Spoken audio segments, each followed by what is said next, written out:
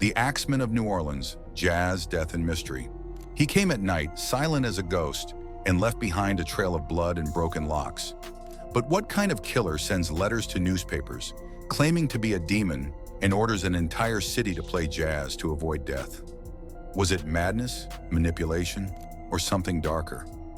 1918 in New Orleans. There was a lot of culture and rhythm in this city. It was the home of jazz, and there were parades and brass bands in the streets. But somewhere beneath the lively sounds of the city, something darker was moving. It began slowly and without notice. Soon, the city that danced to jazz would be marching to the beat of terror. Not only had the people of New Orleans seen poverty, crime, and corruption before, but they had never seen anything like this. There were rumors of a brutal murder at first, but soon there was a wave of fear through Crescent City. The Axeman was what the news called him. People would remember him as a ghostly figure that sounded like music and blood. There was a small grocery store on the corner of Upper Line and Magnolia Streets on May 23, 1918. The cops were called. They found a scene straight out of a nightmare inside. Joseph and Catherine Maggio, an Italian couple who worked hard, were found in their bedroom with their throats cut and their heads hit with an axe. The walls were covered in blood. The killer used Joseph's own axe, which was thrown away at the scene of the crime.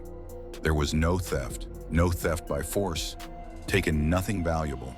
There was only savagery, clear, planned, and personal. Someone must really dislike the Maggios to do this.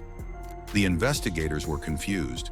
The back door had been carefully opened by chiseling open a panel, which would soon become the Axeman's signature move. The close-knit Italian-American community heard stories about it for weeks afterward. A lot of people thought the attack was a mafia revenge killing. Some people thought it was the work of a crazy thief. But no one could picture the truth, which was that this was only the start.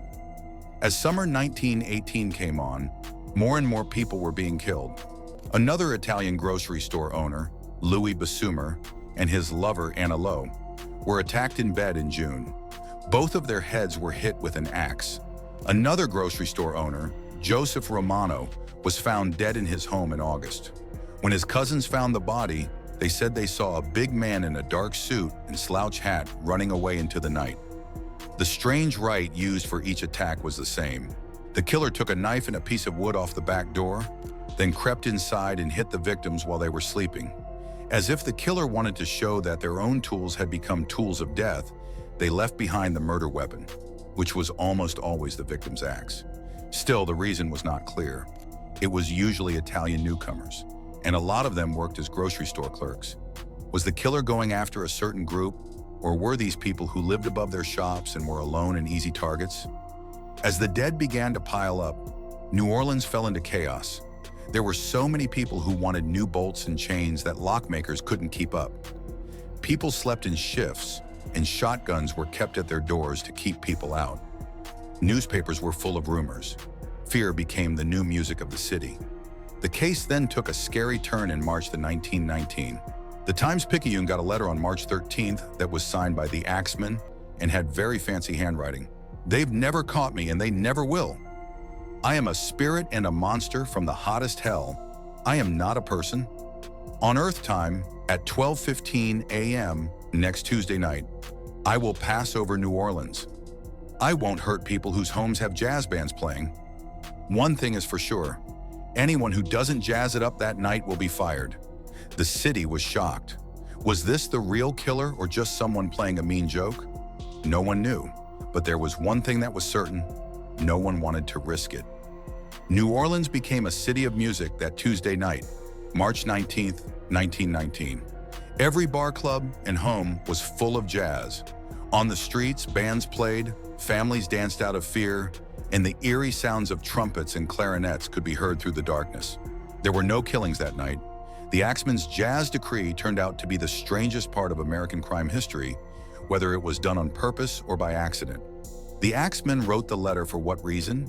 Was he trying to trick them, or was he just taking advantage of the fear he caused? Later, psychologists said that the killer probably wanted praise and got pleasure from controlling the city's emotions, which could mean that the killer was narcissistic or psychopathic. He turned fear into performance, which made him not only a killer, but also a hero. The idea of a killer who was connected to music specifically Jazz, made it hard to tell what was true and what was made up. Axeman was seen by the people of New Orleans not as a person, but as a devil, a ghost, or a curse that had come upon the city. The letter's dramatic tone made this idea even stronger. But there was a real person behind the story. That person knew how to move without being seen, pick locks, and blend in with the crowd. In the following months, the killer did it again. In August 1918, someone broke into the home of Charles and Rosie Cordemelia and hurt them. Mary, their 2-year-old daughter, died right away. Rosie lived, and while she was crazy, she blamed a neighbor named Frank Giordano. The man was put on trial and found guilty, but he was later freed after Rosie changed her story by saying that the cops had forced her to do so. At least it looked like the Axeman was still free. After each attack, people who lived were broken, both physically and emotionally. A lot of the victims felt bad that they hadn't locked a door or window. The Italians in the city started to close off and became wary of each other. The newspapers were full of stories about secret groups, black hand extortion rings, and supernatural forces. The truth, on the other hand, stayed hidden. The killings seemed to slow down and then stop as 1919 went on. New Orleans took a deep breath for a short time, but in October of that year, the Axeman struck again, and many people think it was the last time. Mike Pepitone, a grocery store owner, and his wife were struck in their own home. Mike was killed right away. Even though his wife lived, she couldn't give us much information about the killer. The crime scene looked a lot like the others. A cut panel, a bloody axe, no clues, and no witnesses. After that, the Axeman was no longer there. There will be no more letters or deaths, nothing but silence.